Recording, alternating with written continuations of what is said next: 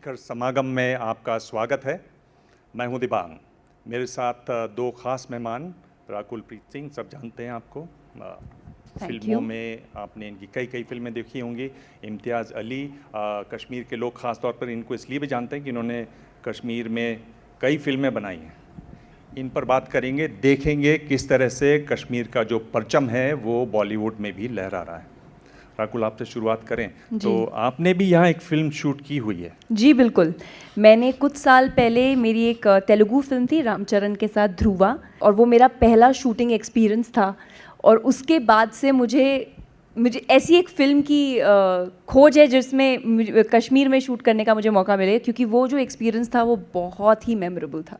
तो आपने तो यहाँ दो फिल्म बनाई। रॉक स्टार क्या फिल्म थी, हाईवे। क्या खासियत लगती है आपको कश्मीर में? क्यों आप क्या है जो आपको कश्मीर की तरफ खींचता है? ये सिर्फ मुझे नहीं खींच रहा है, मुझे लगता है कि हज़ारों साल से लोगों को खींच रहा है कुछ जो कश्मीर में है, जो ख़ास है।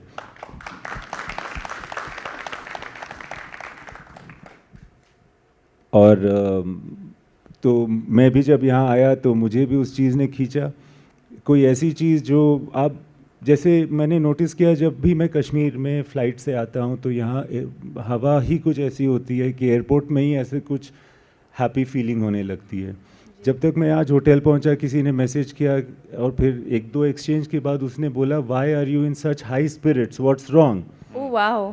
तो कुछ यहाँ की हवा का असर है, कोई चीज़ तो ख़ास है जिसकी वजह से इसको हमेशा जन्नत, स्वर्ग, पैराडाइज कहा गया है। ये बताइए राकुल कि आप जब कश्मीर आती हैं, आप कश्मीर की तस्वीरें देखती होंगी, और बॉलीवुड में भी कश्मीर लंबे समय से रहा है, ब्लैक एंड वाइट फिल्मों के ज़माने से रहा है। कौन कौन सी तस्वीरें हैं जो आपके जहन में आती हैं जब आप कश्मीर के बारे में सोचती हैं? मैं शुरुआत करना चाहूँगी कि बहुत पहले अमीर खुसराव जी ने कहा था कि अगर कहीं जन्नत है तो वो यहाँ है, यहाँ है, यहाँ है। एंड आपको अभी भी कोई भी आप पिक्चर देखिए या आप फिल्म देखिए या आप गाना देखिए, वो आपको दिखाई देता है दैट जन्नत, that feeling of, like sir said, कि एक अलग ही चार्म है इस जगह में, एक सेरेनिटी है, एक पीस, कामनेस है, which you can see through the photographs.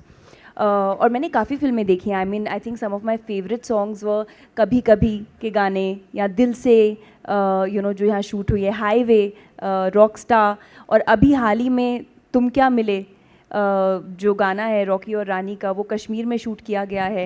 And it's so pretty. Imtiaz, आपकी जो मोहब्बत कश्मीर से हुई वो जगह, फ़िज़ा, हवा के साथ साथ यहाँ के लोगों से आपकी मोहब्बत हुई।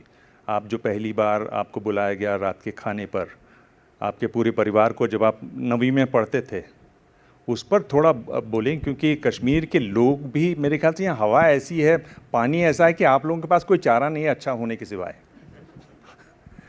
जी, आपके पेपर्स में बहुत माल है ऐसा लग रहा है। हाँ, बहुत रिसर्च किया आपने। जी हाँ, जब मैं 9वीं कक्षा में था, जब मैं यहाँ आया था तो यहाँ एक टूरिस्ट रिसेप्शन सेंटर हुआ करता था, हम वहाँ रह रहे थे।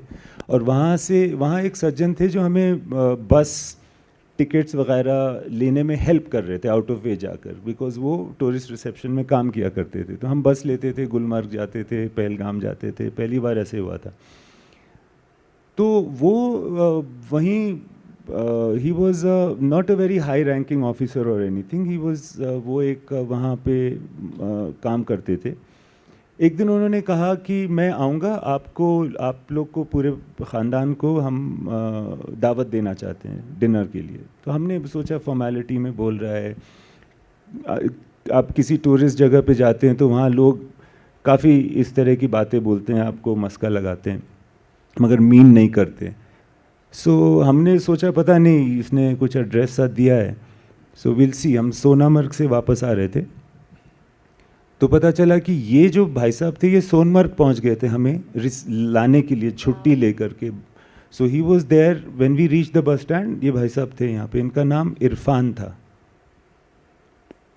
एंड उसके बाद वो ही brought us back to his home. कहीं पर था, किसी छोटी सी जगह में, किसी गली में, जो कि बहुत खूबसूरत थी। उनके घर के अंदर पहली बार मैंने वाजवान खाया था, जो बहुत ही एहतमाम वाला डिश है। जिन लोगों ने, यहाँ तो सब लोगों को मैं सॉरी सर, मैं आपको बोलना चाहूँगी Please. कि मैंने एंटर करते ही होटल सबसे पहले पूछा कि यहाँ आसपास सबसे अच्छा वाजवान कहाँ मिलता है, बिकॉज एक दिन जो कश्मीर में है वो ज़रूर ट्राई करना चाहिए। उसका इंतज़ाम हो सकता है, चलिए हो जाएगा। जी। तो ठीक है, हाँ, तो वो वाजवान पहली बार खाया था, वो बेचारा कोई बहुत बड़ा या अमीर आदमी नहीं था, और वो मगर जिस तरह से उसने खाना खिलाया, और पहली बार हमने देखा कि किस मेहमान नवाजी कितनी फोर्सफुल हो सकती है, कितनी ज़्यादा मोहब्बत से लोग खिलाते हैं, इतनी ज़्यादा मोहब्बत से कि मेरा भाई ज़मीन पर लेट गया, उसको लगा कि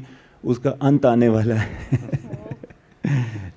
उतना लजीज खाना मैंने मतलब मुझे नहीं लगता है कि आज तक कहीं खाया होगा। एंड एक्चुअली ये सिर्फ मोहब्बत की वजह से है। टुडे आज मुझे उसका जायका याद नहीं है, मगर उस इंसान की फितरत का जायका, उसके ख़ानदान का और उसके घर की औरतें, उसके घर के मर्द, वो एक चीज़ है जो मैं कभी नहीं भूल सकता। जब आप देखती हैं कश्मीर के बारे में, कौन सी जगहें हैं, कोई सनसेट्स हैं, सनराइज़ हैं, जो चीज़ें आपको याद आती हों बम्बई के जैसे शहर में, या आप साउथ में बहुत फिल्में करती हैं, वहाँ पर आपको याद आती हों और एकदम मन खुश हो जाता हो कि हाँ वो भी एक बात थी वो शाम तो कोई की? कंपैरिजन है ही नहीं कि जो सनराइज़ है या जो ब्यूटी है, जो नेचर है।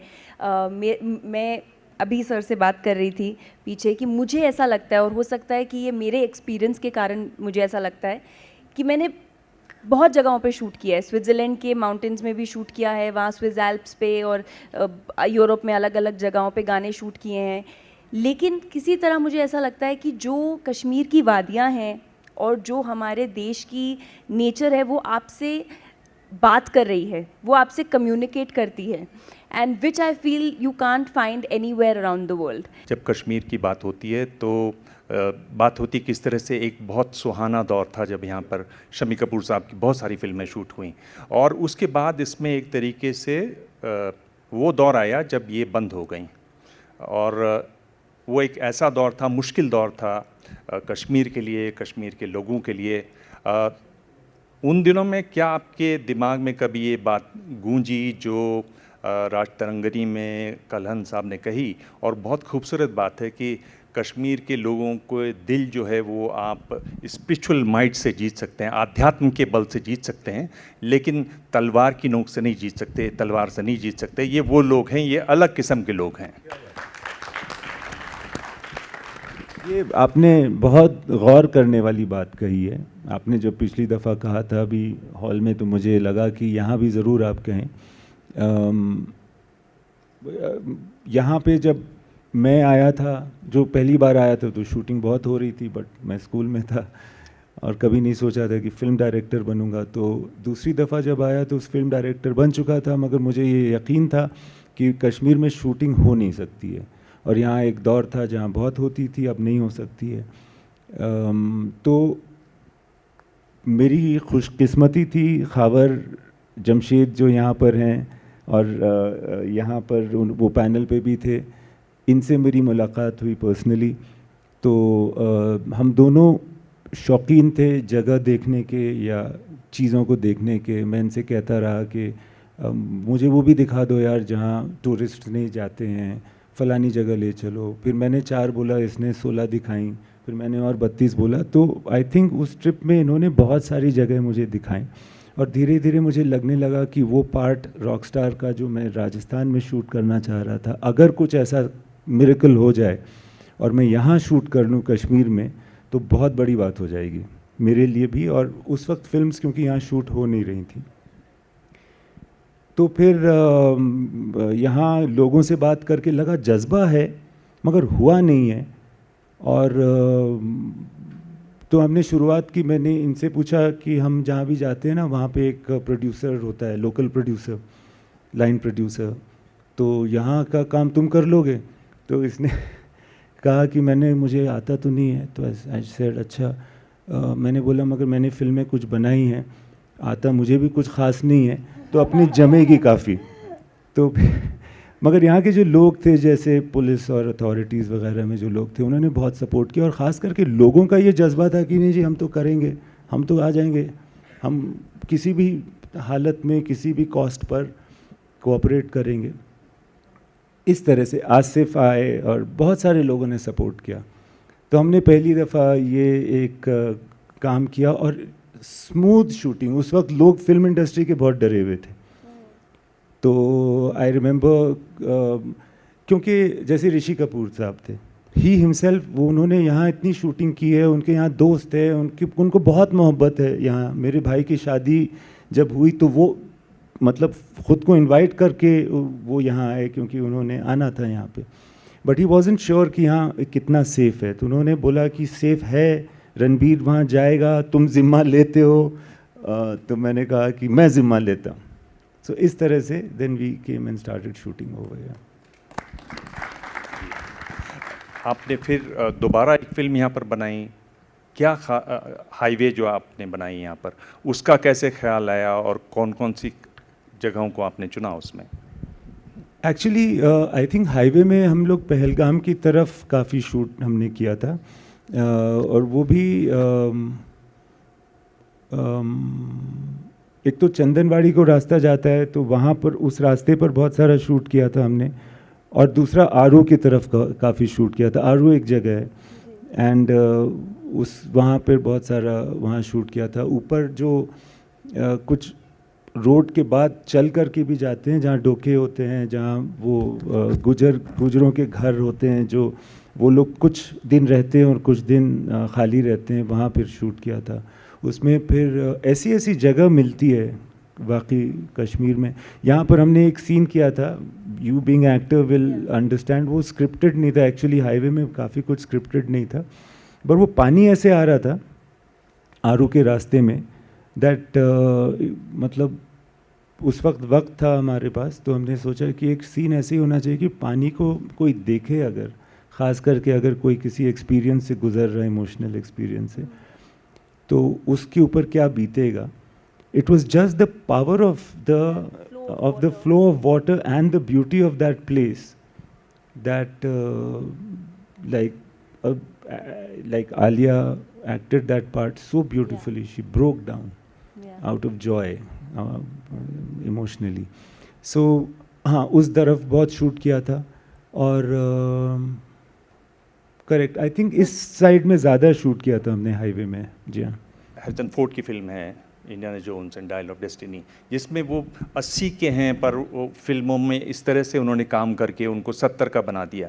तो ये जो एक मतलब राकुल प्रीत का सिर्फ चेहरा चाहिए और फिर वो उसको रुला भी देंगे, हंसा भी देंगे, बुलवा भी देंगे। और डीप फेक्स में हम देख रहे हैं किस तरह से नेताओं के वीडियो बन रहे हैं और पता करना लगाना मुश्किल हो रहा है कि ये वाकई में बोल रहे हैं कि ये बुलवाया जा रहा है कि क्या है। तो ये जो एक नई दुनिया खुल रही है और अभी बड़े शुरुआती दिन हैं, ये तो अभी टेक्नोलॉजी और रिफाइन होगी। इस पर आप भी सोचती हैं इस पर? एब्सोल्युटली। मैं you know I am a believer कि टेक्नोलॉजी का जितना बून होता है उतना बेन होता है। और हमारी जो ह्यूमन नेचर है ना, वो इतनी ग्रीडी है कि वो सही समय पर रुक जाए तो प्रॉब्लम नहीं है, लेकिन हम लोग और चाहते हैं। हम एज ह्यूमंस इतने लेज़ी हैं कि हम हर चीज़ चाहते हैं कि टेक्नोलॉजी के थ्रू हो जाए। And as a female actor, ये लास्ट वीक ही मेरी किसी से कॉन्वर्सेशन हो रही थी क्योंकि मैंने एक वीडियो देखा जो किसी और एक्ट्रेस का video, I am not going to name, लेकिन उसके ऊपर सब लोग अपना फेस लगाकर वही डांस स्टेप अपने फीड्स पे डाल रहे हैं as a very cool hashtag. लेकिन for me it was a moment of extreme fear कि अगर आपका फेस कहीं भी यूज़ करके किसी भी तरह के कंटेंट पे लेबल किया जाए, I think as a female actor, because हमारा public, see we are in public profile, you know, हमारे फोटोग्राफ्स, वीडियोज़ वो पब्लिक व्यूइंग के लिए अवेलेबल है हमारे सोशल मीडियाज़ पे। Now if anyone misuses that, I think that is a huge drawback of AI. मैं photo पर आता हूँ। आप बहुत फ़ोटो लेते हैं कश्मीर की और इंस्टाग्राम और अपने सोशल मीडिया पर डालते हैं। क्या आप लोग दोनों वादा करते हैं यहाँ हिंदुस्तान अखबार से कि अब कम से कम कल जब आप डालेंगे तो ये के बारे में बात करेंगे, समागम के बारे में? मैं सुबह से जब से लैंड हुई हूँ मैं छोटा छोटा कंटेंट बना रही हूँ। I don't know if you saw sir, मैं उधर भी खड़े होके गार्डन में I was taking videos because it's so beautiful. और मैं सोशल मीडिया पे वो डालने के लिए एक अच्छी सी रील बना के, you know, just in few seconds give a glimpse of the beauty of Kashmir, तो वो मैं कर रही हूँ आपके प्लीड करने से। मैंने एक पोस्ट कर दिया है चिनार के पत्तों के साथ, सो वो तो आ गया है। बहुत बहुत बधाई आप लोगों को, हमारा टाइम खत्म हो चुका है। आपको सबसे ज्यादा आपको लग रहा था कि ये time खत्म ही नहीं होगा ये बहुत समय। अच्छा हमारा टाइम कटा, बहुत मजा आया, धन्यवाद, बहुत इतनी अच्छी बातचीत हुई। जी हाँ, Thank शुक्रिया आपका, बहुत बहुत शुक्रिया। या। इस बातचीत में इतना ही। आगे थोड़े से ब्रेक के बाद एक और बेहद रोचक बातचीत हिंदुस्तान शिखर समागम में। धन्यवाद।